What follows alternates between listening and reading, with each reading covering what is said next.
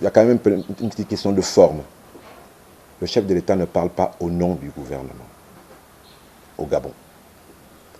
Le Premier ministre parle au nom du gouvernement. Le chef de l'État parle au nom de l'État, il ne parle pas au nom du gouvernement. Cette précision permet de comprendre le reste.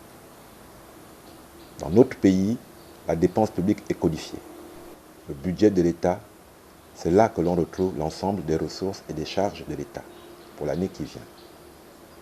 Il se trouve que le 29 décembre 2017, le Sénat, après l'Assemblée nationale, a voté le budget. Personne, même Dieu, ne peut venir 2 jours après créer des charges nouvelles pour l'État. Non, c'est le Parlement qui autorise le prélèvement de l'impôt et qui autorise la dépense publique. C'est la première chose.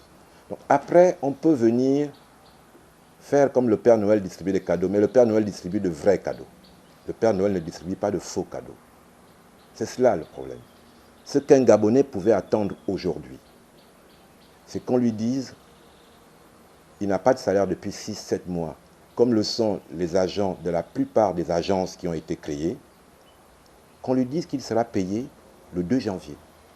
Il aurait été heureux. Que le jeune Gabonais qui regardait la télévision le 31 décembre à 20 h depuis Paris par moins de degrés, entende que sa bourse sera payée le 3 janvier. C'est cela qu'on attendait. Parce que ça leur est dû. Ça leur est dû. Que les entreprises qui cumulent des centaines de milliards d'arriérés de paiement de l'État aujourd'hui puissent entendre qu'elles vont se voir payer leurs créances le 5 janvier. C'est ce que ces chefs d'entreprise attendaient. Malheureusement, c'est parce qu'on a entendu. Il n'existe pas dans le budget qui a été voté par le Parlement de dotation de 1 milliard par province ou par département. Ça n'existe pas. Donc ce qui a été dit est inexact. Les Gabonais connaissent la situation économique et financière de notre pays. Elle autorise très peu de marge de manœuvre. Très peu, malheureusement.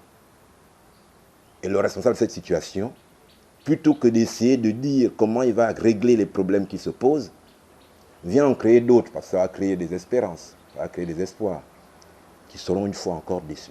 Ne vous en préoccupez pas, ça ne se fera pas. C'est pour cela que je ne me pose même pas la question du mécanisme de mise en œuvre. Oui, le gouverneur, c'est un commis de l'État, il n'est pas responsable du développement. Il est en charge de l'administration du territoire dans la province dans laquelle il a été affecté. Ce n'est pas son travail. La décentralisation, ce n'est pas ça. Quand on décide de décentraliser, on confie aux autorités locales que sont les maires et les chefs, les présidents de l'Assemblée départementale, la mission de développer leurs localités respectives. Le gouverneur, ce n'est pas son travail. Le gouverneur coordonne les services de l'État dans la province. C'est aussi simple que ça. Mais, vous savez, c'est pour ça que dans le problème qui se pose aujourd'hui au Gabon, l'ignorance est le premier problème. Il y a eu une élection présidentielle en 2016 où les différents candidats sont venus présenter à la nation les projets qu'ils avaient pour le pays pour les 5 prochaines années. Ce qui serait normal, c'est que celui qui s'est imposé au pouvoir sans avoir gagné l'élection, mais il s'est imposé au pouvoir, mette un peu en œuvre le projet qu'il a présenté aux Gabonais. Il se trouve que de projet, il n'en a présenté aucun. Chaque matin, comme un chansonnier, il crée une musique, il l'a fait écouter aux Gabonais et il pense que le pays s'est développé. Non, ça ne marche pas. Ça ne marche pas depuis 2009, ça ne marche pas aujourd'hui, ça ne marchera pas demain. C'est tout. C'est... À son âme, il parlait d'amateurisme. C'est de cela qu'il s'agit. De Baobam. Il l'avait dit dès le début. Et il savait de quoi il parlait, semble-t-il.